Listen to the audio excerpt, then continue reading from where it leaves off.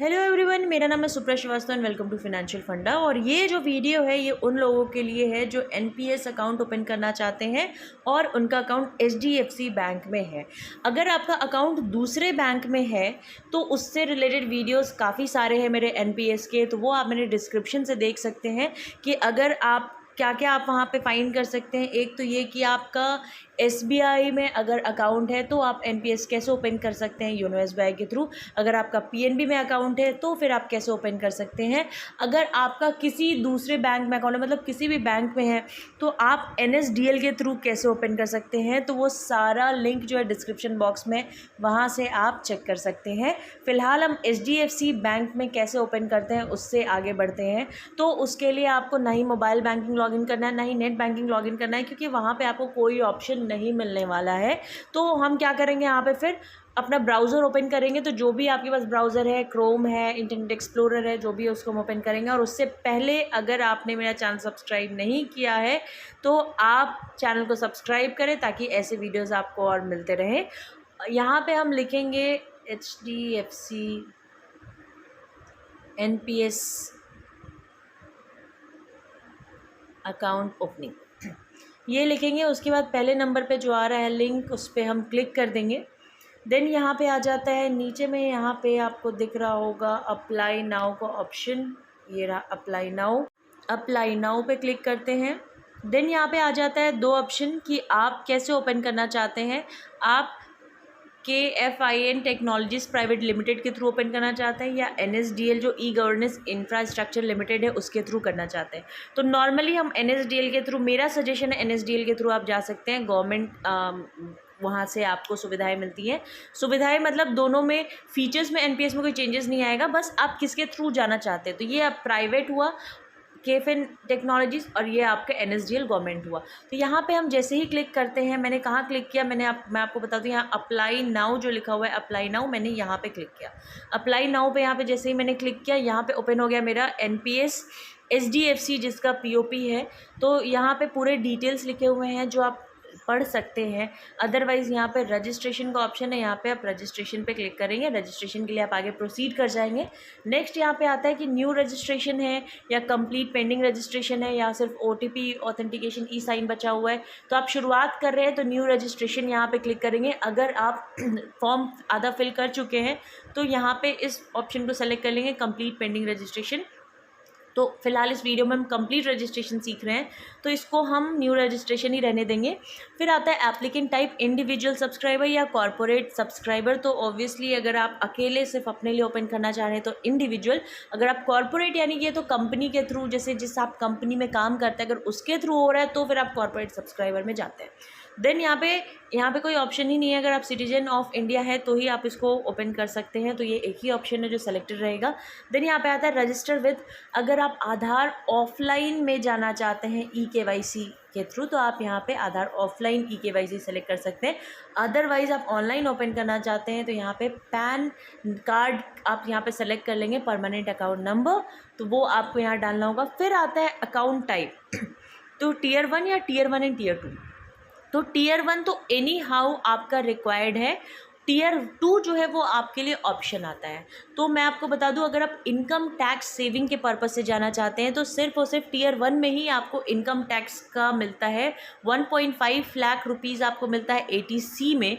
और इसके अलावा जो आप NPS से बचाते हैं वो होता है 50,000 रुपीज़ जो ATCCD1B से आपको मिलता है।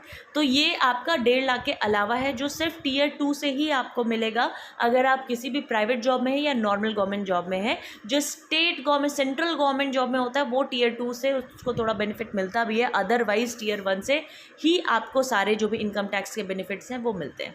तो यहाँ पे टियर 1 फिलहाल मैं अपने लिए सेलेक्ट करती हूँ। अगर आपको टियर 2 के लिए भी जाना है तो यहाँ से आप अकाउंट टाइप जो है यहाँ पे चेंज कर सकते हैं। उसमें कुछ आपको टियर 2 के लिए एक्स्ट्रा ऑप्शंस मिलते हैं, वो आप इस वजह से आप जा सकते हैं, लेकिन इनकम टैक्स के लिए आप यहाँ पे नहीं जा सकते। पीओपी यानी कि पॉइंट आपका कहाँ पे, आपका प्रेजेंस कहाँ पे, आपका कौन सा बैंक के थ्रू आप करें तो HDFC बैंक लिमिटेड के थ्रू। अगर आप NSDL के थ्रू अगर आप आगे प्रोसीड करना चाहते हैं तो वहाँ से शायद आपको HDFC बैंक का ऑप्शन ना मिले, लेकिन यहाँ से इस प्रोसेस से तो आपको 100% मिलेगा। देन यहाँ पे अपना मैं पैन कार्ड यहाँ पे डालती हूँ और देन कंटिन्यू पे यहाँ पे क्लिक करते हैं।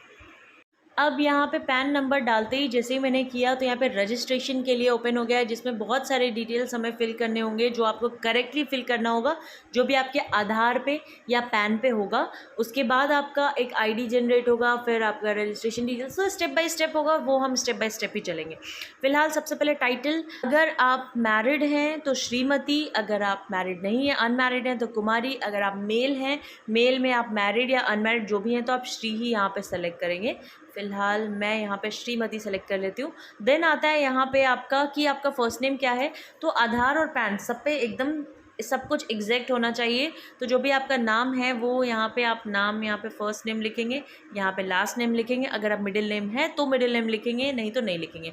जिस पे भी ये जो स्टार बना होता है ना, ये स्टार जो बना होता है वो आपका मैंडेटरी फील्ड होता है, तो उसको तो भरना आपका बिल्कुल ही ज़रूरी है। नेक्स्ट आपका यहाँ पे आता है डेट ऑफ बर्थ, तो जो भी आपका डेट ऑफ बर्थ है वो आप यहाँ पे फिल करेंगे। यहाँ से सेलेक्ट करके इस पर जब क्लिक करते हैं हम इस जगह पे, तो आपका डेट ऑफ बर्थ के लिए आ जाता है ऑप्शन, फिर यहाँ से हम यहाँ पे सेलेक्ट कर सकते हैं। अगर आपको ईयर में जाना है तो ये जो जगह है आपका यहाँ पे, इसको जब हम क्लिक करते हैं तो यहाँ पे आ जाता है मंथ्स के लिए, ठीक है, मंथ्स के लिए आ रहा है। और अगर आप ईयर के लिए डायरेक्टली जाना चाहते हैं, कि दिक्कत नॉर्मली होती है, तो हम यहाँ पे क्या करेंगे, इसको हम टच करेंगे, फिर 2022 जहाँ लिखा है उसको टच करेंगे, तो यहाँ से आप ईयर चेंज कर सकते हैं।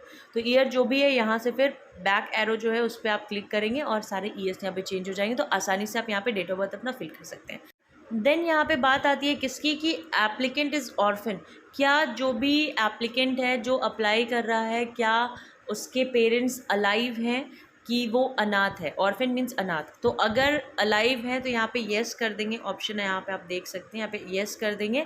अगर नहीं है, पेरेंट्स आपके हैं, तो यहाँ पे हम नो कर देंगे। देन यहाँ पे होता है जेंडर, तो जेंडर में आप मेल है, फीमेल है, ट्रांसजेंडर है, जो भी है यहाँ से आप सेलेक्ट कर सकते हैं। फिर आता है आपका प्लेस ऑफ बर्थ, तो यहाँ पे प्लेस ऑफ बर्थ आप जिस भी जगह पे पैदा हुए हैं वो आप लिखेंगे। कंट्री आप इंडियन ही सेलेक्ट करेंगे। मैरिटल स्टेटस अगर मैरिड हैं तो फिर यहाँ पे मैरिड सेलेक्ट करेंगे, अनमैरिड है तो अनमैरिड, डिवोर्सी हैं, विडोअर है, जो भी है अपना मैरिटल स्टेटस यहाँ से सेलेक्ट कर लेंगे। देन आता है आपका यहाँ पे फादर्स नेम या मदर्स नेम, यानी कि आप पैन कार्ड पे आप क्या चाहते हैं, क्या प्रिंट हो, आपके फादर का नेम प्रिंट हो या फिर आपके मदर का नेम प्रिंट हो, तो जो भी आप चाहते हैं वो यहाँ से आप सेलेक्ट कर लेंगे। और फिर यहाँ पे मोबाइल नंबर, जो मोबाइल नंबर आपका सबसे ज़्यादा एक्टिव रहता है वो मोबाइल नंबर यहाँ पे डालेंगे। मोस्ट प्रोबेबली वो मोबाइल नंबर डालिए जिससे आपका HDFC बैंक जो है वो है, या फिर जिससे आधार कार्ड आपका लिंक्ड है, आप वो डाल सकते हैं। देन यहाँ पे आप करेंगे I confirm that my WhatsApp number is same as the mobile number registered above, तो व्हाट्सएप नंबर और मोबाइल नंबर यहाँ पे अगर आपका सेम है तो यहाँ पे आप कन्फर्म करेंगे। और देन यहाँ पे ईमेल आईडी जो है, ईमेल आईडी यहाँ पे अपना डालेंगे, मैंडेटरी कॉलम है ईमेल आईडी का। फिर फादर का डिटेल आपको डालना है, तो फादर का नेम, फादर का लास्ट नेम, फिर मदर का पूरा डिटेल यहाँ। सब्सक्राइबर मिडिल नेम क्या होता है, कि शादी के पहले अगर कोई आपका नाम दूसरा था, शादी के बाद दूसरा हो गया, जैसे सपोज़ मेरा नाम अभी सुप्रिया श्रीवास्तव है, शादी के पहले अगर ये सुप्रिया सिन्हा होता तो यहाँ पे मैं सुप्रिया सिन्हा लिख देती। अदरवाइज़ अगर कोई चेंजेस नहीं है तो आप देख सकते हैं मैंडेटरी फील्ड नहीं है, इसको नहीं भरेंगे तो भी यहाँ पे काम चलेगा। नेक्स्ट यहाँ पे आता है आइडेंटिटी डिटेल्स का, तो सबसे पहले ऊपर मेरा पैन नंबर ऑब्वियसली लिखा होगा। देन आता है लास्ट 4 डिजिट ऑफ आधार, आधार का लास्ट 4 डिजिट नंबर लिखना है यहाँ पे। पासपोर्ट नंबर, वोटर आईडी नहीं भी लिखेंगे, ये नहीं भी लिखेंगे, ये सारी चीज़ें चलेगी। देन आता है identity, proof of identity. Proof of identity यहाँ से सेलेक्ट कर सकते हैं कि आप क्या आइडेंटिटी देना चाहते हैं और उसका आईडी नंबर क्या है। तो यहाँ पे प्रूफ ऑफ आइडेंटिटी क्या क्या हो सकता है, पासपोर्ट आपका हो सकता है, आपका वोटर आईडी हो सकता है, आपका DL हो सकता है, job card issued by NREGA हो सकता है, नेशनल पॉपुलेशन रजिस्टर। तो इनमें से आप कोई भी आईडी यहाँ पर सेलेक्ट कर सकते हैं और उसका नंबर आगे में यहाँ पे लिख सकते हैं। देन यहाँ पे आ जाता है डेट ऑफ बर्थ का प्रूफ, तो ऑलरेडी आप पैन कार्ड ही सेलेक्ट किए, तो यहाँ पे पैन कार्ड होगा और आपका आईडी नंबर भी लिखा होगा जो आपने स्टार्टिंग में ही किया होगा। फिर आता है ऐड एंड एंटर कैप्चा, जैसे यहाँ पे लिखा है 67 + 3, तो यहाँ पे आंसर यहाँ पे आपको टाइप करना पड़ेगा 70। तो यहाँ पे टाइप करने के बाद आप सिंपली यहाँ पे जनरेट एक्नॉलेजमेंट नंबर यहाँ पे कर देंगे, तो आपका यहाँ पे एक्नॉलेजमेंट नंबर यहाँ पे फिर जनरेट हो जाता है। तो कंप्लीट फिल करते हैं और जनरेट एक्नॉलेजमेंट नंबर पे क्लिक करते हैं। नेक्स्ट यहाँ पे आ जाएगा कि पैन डिटेल्स कंफर्मेशन। तो जो नाम मैंने प्रोवाइड किया है रजिस्ट्रेशन में एनपीएस के, वो मेरे पैन रिकॉर्ड से मैच कर रहा है। तो अब मुझे यहाँ पे सिंपली प्रोसीड पे क्लिक कर देना है। देन यहाँ पे आ गया डियर सब्सक्राइबर, आपका जो रजिस्ट्रेशन नंबर है, रजिस्ट्रेशन के लिए जो रिक्वेस्ट है वो सक्सेसफुली इनिशिएट कर दिया गया है। तो मेरा एक एक्नॉलेजमेंट नंबर जो है वो इनिशिएट हो गया, मतलब वो जनरेट हो गया है। मेरा नाम आ गया है, रिसिप्ट डेट जो है वो आ गया कि इस डेट को इस टाइम पे रिसिप्ट जनरेट हुआ है। एसएमएस मेरे रजिस्टर्ड नंबर पे आ गया है और मेल मेरे रजिस्टर्ड मेल आईडी पे आ गया है। तो अब यहाँ पे मुझे सिंपली ओके करना है। एक बात का ध्यान रहे, जो मोबाइल नंबर आपने डाला है अगर वो व्हाट्सएप नंबर नहीं है आपका, तो नीचे में जो आ रहा था टिक करने के लिए, उसको टिक आप नहीं करेंगे, जैसे मैंने नहीं किया। वो मेरा व्हाट्सएप नंबर और दोनों अलग है, तो नहीं करेंगे। अब यहाँ पे ओके पे हम क्लिक करते हैं। अब नेक्स्ट यहाँ पे आ गया please select tax payer of country. तो पहला नंबर है I am a tax resident of India and not resident of any other country, यानी कि मैं इंडिया में ही, इंडिया का ही बस वाशिंदा हूँ, मैं और किसी दूसरे देश में नहीं रहता। तो पहला नंबर सेलेक्ट करेंगे। नेक्स्ट आता है यहाँ पे I am a tax resident of the country mentioned below. तो क्या इसमें से किसी का हूँ, तो ऑब्वियसली अगर आप इंडिया गए तो पहला नंबर सेलेक्ट करेंगे, बाकी सेलेक्ट करने का कोई मतलब नहीं है। यूएस पर्सन तो नो, यूएस का नहीं है। पैन नंबर मेरा नोट होगा, यहाँ पे फादर का फर्स्ट नेम आ रहा होगा। इसको फिलहाल हम छोड़ के नीचे में स्क्रॉल डाउन करते हैं। देन यहाँ पे आता है कॉरेस्पॉन्डेंस एड्रेस डिटेल्स फिल करने के लिए। तो जो भी आपका फ्लैट नंबर, लैंडमार्क, जो भी आपका विलेज, व्हाटएवर, यहाँ पे जो जो आपके रिक्वायरमेंट है, जैसे पिन कोड, आप जिस जगह पे रहते हैं उसका पिन कोड डालेंगे, उसका डिस्ट्रिक्ट डालेंगे, स्टेट, कंट्री, सारी चीज़ें डालेंगे। उसका प्रूफ हमें देना होगा। तो प्रूफ क्या करेंगे, document proof ID if any. तो यहाँ पे हम इसको सेलेक्ट करेंगे। अगर इसमें से अगर कोई प्रूफ है आपके पास जहाँ पे आप रह रहे हैं उससे रिलेटेड, जैसे कि वोटर आईडी हो गया या फिर पासपोर्ट हो गया, या इनमें से जो भी पांचों में से जो भी ऑप्शन है वो आप सेलेक्ट करेंगे। देन जो भी आप फिल करते जाएंगे कॉरेस्पॉन्डेंस एड्रेस में, सेम चीज़ आपका परमानेंट एड्रेस में भी फिल होते जाएगा। और परमानेंट वहाँ से जब आप सेलेक्ट करेंगे आईडी कि आप क्या प्रूफ देना चाहते हैं, तो परमानेंट एड्रेस प्रूफ का भी सेम आईडी सेलेक्ट हो जाएगा। और यहाँ पे सेव एंड प्रोसीड पे यहाँ पे हम क्लिक कर देते हैं। देन आता है आपका अदर डिटेल्स, जैसे कि ऑक्यूपेशन डिटेल्स। तो आप प्राइवेट सेक्टर में, पब्लिक सेक्टर में, प्रोफेशनल है, होम मेकर है, सेल्फ एम्प्लॉयड है, अदर्स हैं, जो भी आप यहाँ से सेलेक्ट कर सकते हैं। देन यहाँ पे आता है इनकम रेंज, किस रेंज में आपका इनकम है, तो वो आप यहाँ पे सेलेक्ट कर सकते हैं। देन सपोज जो भी है आपका सेलेक्ट कर सकते हैं। Please select if applicable. तो पॉलिटिकली एक्सपोज पर्सन है या फिर related to politically expose person है, यानी कि आप पॉलिटिक्स में रहते हैं या फिर पॉलिटिकली आपको मतलब ऐसे किसी पर्सन से कनेक्टेड हैं, तो यहाँ पे सेलेक्ट करेंगे, नहीं तो नहीं, इस कॉलम को ही हम यहाँ पे छोड़ देंगे। देन आता है यहाँ पे कि related to politically expose person, तो अगर नहीं है तो इस कॉलम को ही कम्प्लीटली छोड़ देंगे। देन आता है यहाँ पे कि बैंक डिटेल्स। तो बैंक डिटेल्स में क्या है कि आपका अकाउंट टाइप, अब ऑब्वियसली एचडीएफसी से आपने फिल किया तो एचडीएफसी बैंक से ही आप ये कंप्लीट कर रहे हैं। तो सेविंग्स है आपका एचडीएफसी में कि करंट है, तो जो भी आप सेलेक्ट कर लेंगे। नेक्स्ट आता है आपका यहाँ पे बैंक अकाउंट नंबर, यहाँ पे बैंक अकाउंट नंबर देंगे और वहाँ से ताकि वेरीफाई हो सके ब्रांच का नाम देंगे, ब्रांच का एड्रेस देंगे, pin code, state, country, bank का MICR कोड, सारी चीज़ें देंगे और बैंक अकाउंट लिंक टू आधार। तो यहाँ पे इसको येस कर देंगे। तो इतना डिटेल फिल करने के बाद हम यहाँ पे सेव एंड प्रोसीड पे यहाँ पे क्लिक कर देंगे। मैं आपको बता दूँ कि जैसे आप अकाउंट नंबर फिल करेंगे और सर्च पे क्लिक करेंगे, आपके अकाउंट के डिटेल्स आ जाएंगे। और जैसे ही आप वहाँ पे आपका जो पिन कोड है वो डालेंगे तो आपका कंप्लीट एड्रेस आ जाएगा। तो बहुत ज़्यादा फिल नहीं करना है, वो फटाफट हो जाएगा। नेक्स्ट यहाँ पे आ जाएगा आपका scheme preference detail, choose pension fund manager. तो आप कौन सा आप पेंशन फ़ंड चूज़ करना चाहते हैं, एचडीएफसी का या आईसीआईसीआई का, Tata pension management, Aditya Birla, UTI retirement, SBI pension fund, LIC. तो जो भी आप चाहते हैं, ज़रूरी नहीं है कि एचडीएफसी का ही आप सेलेक्ट करें। आप एलआईसी चूज़ करना चाहते हैं आप एलआईसी भी कर सकते हैं, आप टाटा पेंशन मैनेजमेंट लिमिटेड भी कर सकते हैं, आप आईसीआई, जिस पे भी आपको लगता है ट्रस्ट है, ट्रस्ट क्या जिसको आपको लगता है कि आगे वो अच्छे से मैनेजमेंट उसका हो सकता है, आप उसको कर सकते हैं। सपोज़ यहाँ पर मैं एलआईसी यहाँ पर चूज़ कर लेती हूँ। नेक्स्ट आता है choose your investment option. Investment option क्या है, ऑटो या एक्टिव, यानी कि आप क्या चाहते हैं कि ऑटोमेटिकली ही आपका पेंशन फंड सब कुछ मैनेज हो, इन्वेस्टमेंट ऑप्शन मैनेज हो, या फिर आप खुद से सारी चीज़ें मैनेज कर सकते हैं। जैसे यहाँ पे आता है स्कीम, यहाँ पे जैसे मैंने किया तो आप डाउनलोड करके यहाँ से सारी चीज़ें चेक कर सकते हैं स्कीम के बारे में। यहाँ पे जैसे आप चाहते हैं कि खुद से ऑटोमेटिकली हो तो आप ऑटो कर लेंगे, और अगर आप एक्टिवली पार्टिसिपेट कर सकते हैं तो आप एक्टिव करेंगे।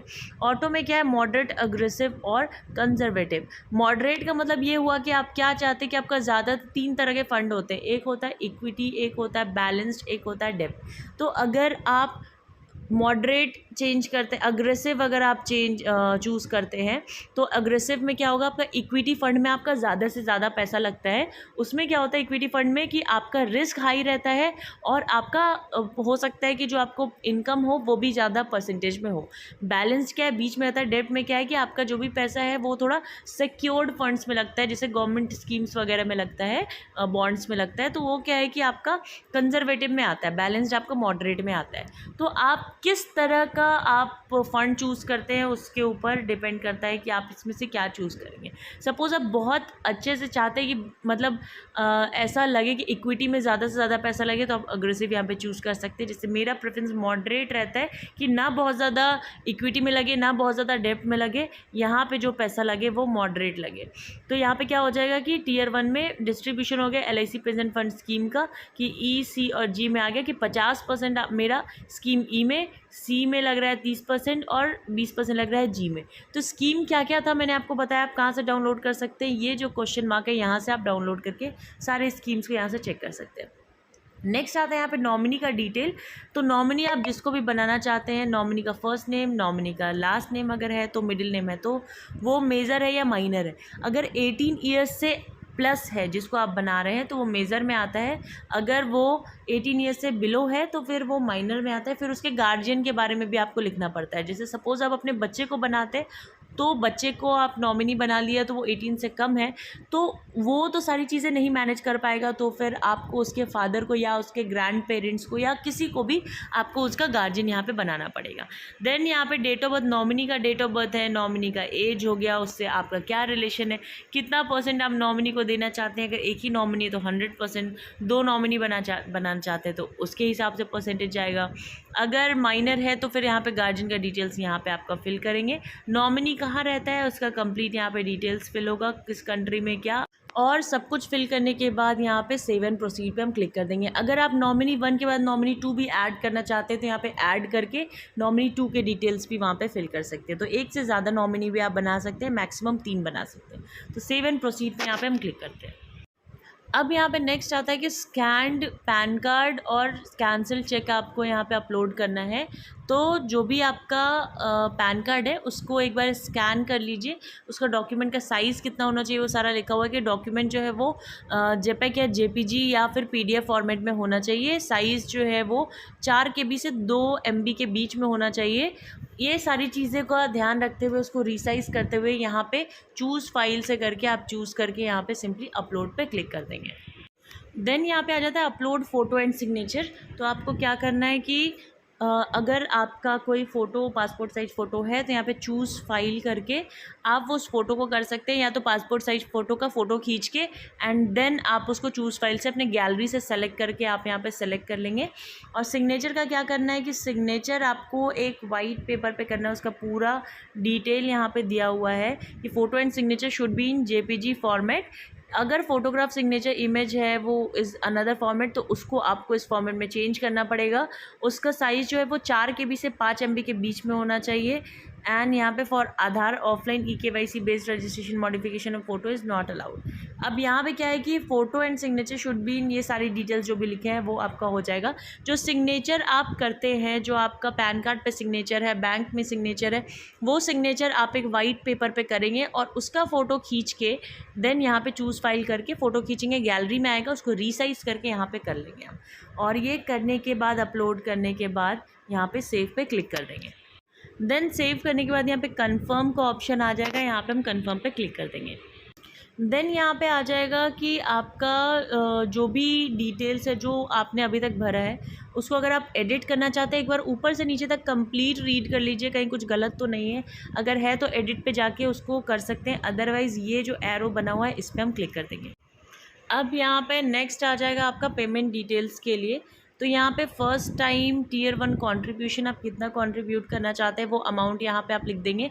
पेमेंट डिटेल्स के लिए आप कहाँ से जाएंगे, अगर आपको नीचे से ऑप्शन नहीं मिल रहा है तो ऊपर में जितने भी बने हुए हैं जैसे यहाँ पे पेमेंट डिटेल्स लिखा है तो इसको जैसे ही हम क्लिक करेंगे तो पेमेंट डिटेल्स का ऑप्शन आ जाएगा।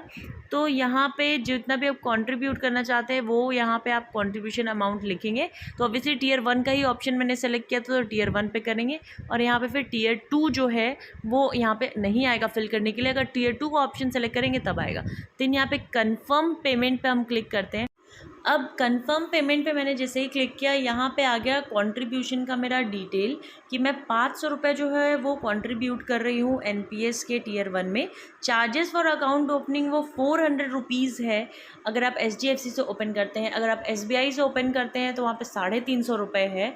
तो यहाँ पे पीओपी टू पीओपी डिपेंड करता है कि आपका जो चार्जेस अकाउंट ओपनिंग का वो कितना लग रहा है। देन जीएसटी 72 रुपीज़ यहाँ पे आ रहा है। अगर एसबीआई का मैं बताऊँ तो 68 रुपीज़ आता है। तो वो भी डिपेंड करता है कि आपको कहाँ से अकाउंट ओपन कर रहा है। आप एनएसडीएल से डायरेक्टली भी ओपन कर सकते हैं वहाँ से अपना बैंक अकाउंट सेलेक्ट करके। उसके अलावा चार्जेस फॉर कॉन्ट्रीब्यूशन, तो मैं यहाँ पर बता दूँ कि चार्जेस फॉर कॉन्ट्रीब्यूशन क्या होता है कि जो भी पैसा आप जमा करते हैं उसका 0.5% जो है वो आपका कॉन्ट्रीब्यूशन का चार्जेस लगता है। तो यहाँ पे फिर आप ये सोचेंगे कि अगर 500 रुपीज़ कर रहे हैं तो उसका तो 0.5% 25 रुपये हुआ, तो फिर यहाँ पे 30 रुपये क्यों लिख रहा है और उसका भी जीएसटी 5.40 क्यों लिख रहा है। तो मैं आपको बता दूँ कि मिनिमम जो आपसे लेगा वो 30 रुपये तो लेगा ही लेगा। जैसे आपका 500 रुपये आप जमा कर रहे हैं जिसका 0.5% 25 रुपये हुआ, तो मिनिमम तो 30 रुपये लेगा, तो ये 30 रुपीज़ वहाँ पर इंक्लूड कर लेगा। उसके अलावा 30 रुपये से जैसे ही ऊपर आपका जाता है तो जितना आप पैसे जमा करेंगे उतना ही होगा।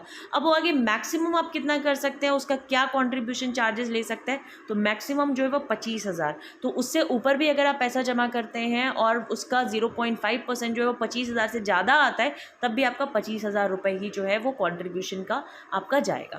तो यहाँ पर टोटल अमाउंट पेड 1007 मतलब 1007 रुपये यहाँ पर हो गया। अब यहाँ पर डिक्लेयर करने के लिए मुझे क्या करना होगा, इस जगह पर टिक करना होगा। इसको मैं टच करूंगी तो यहाँ पे ये टिक हो जाएगा डिक्लेरेशन। नेक्स्ट इस भी डिक्लेरेशन को यहाँ पे भी टिक करना होगा कि मनी लॉन्ड्रिंग एक्ट, यानी कि मेरा जो भी पैसा जो मैं एनपीएस में कंट्रीब्यूट कर रही हूँ वो फेक नहीं है, वो कहीं से कुछ इलीगल नहीं है, वो सारी चीज़ें सही है। नेक्स्ट यहाँ पे है एनुअल ट्रांजेक्शन स्टेटमेंट। तो I want annual transaction statement email only या फिर फिजिकल, यानी आप चाहते हैं जो आपने ईमेल आईडी रजिस्टर किया है कि सिर्फ उस पर जाए तो सिर्फ ईमेल के लिए सेलेक्ट करेंगे, अदरवाइज फिजिकल सेलेक्ट करेंगे। देन आ रहा है कि pan card option. Pan card option क्या है कि मुझे इसके सारे चार्जेस जो मैंने अभी आपको बताए थे कि अगर आप सिर्फ ईमेल पे चाहते हैं तो 18 रुपये लगेगा, अगर आप फिज़िकली चाहते हैं तो 35 रुपये लगेगा, और आप चाहते हैं कि I want physical pan card along with welcome kit, दोनों ही चीज़ चाहते हैं तो वहाँ पे 40 रुपये आपका लगेगा। सब करने के बाद यहाँ पे सिंपली हम कन्फर्म रजिस्ट्रेशन पे क्लिक करते हैं। कन्फर्म रजिस्ट्रेशन पे जैसे ही क्लिक करते हैं हमारा एक पैन नंबर जनरेट होता है, और पैन नंबर जनरेट होने के बाद आपका वेरिफिकेशन होता है। यहाँ पे मैं आपको बता दूं आपका पैन नंबर जनरेट होता है, ओटीपी वेरिफिकेशन होगा, जो आपने रजिस्टर्ड नंबर दिया है उस पर एक 1 टाइम पासवर्ड आएगा, उसको आपको डालना होगा और वहाँ पे पैन नंबर के जनरेशन के साथ आपका रजिस्ट्रेशन कंप्लीट हो जाता है। तो आई होप मेरा वीडियो आपको पसंद आया हो। वीडियो पसंद आया तो प्लीज़ वीडियो को लाइक करिएगा, चैनल को सब्सक्राइब करिएगा। Thank you so much, have a nice day.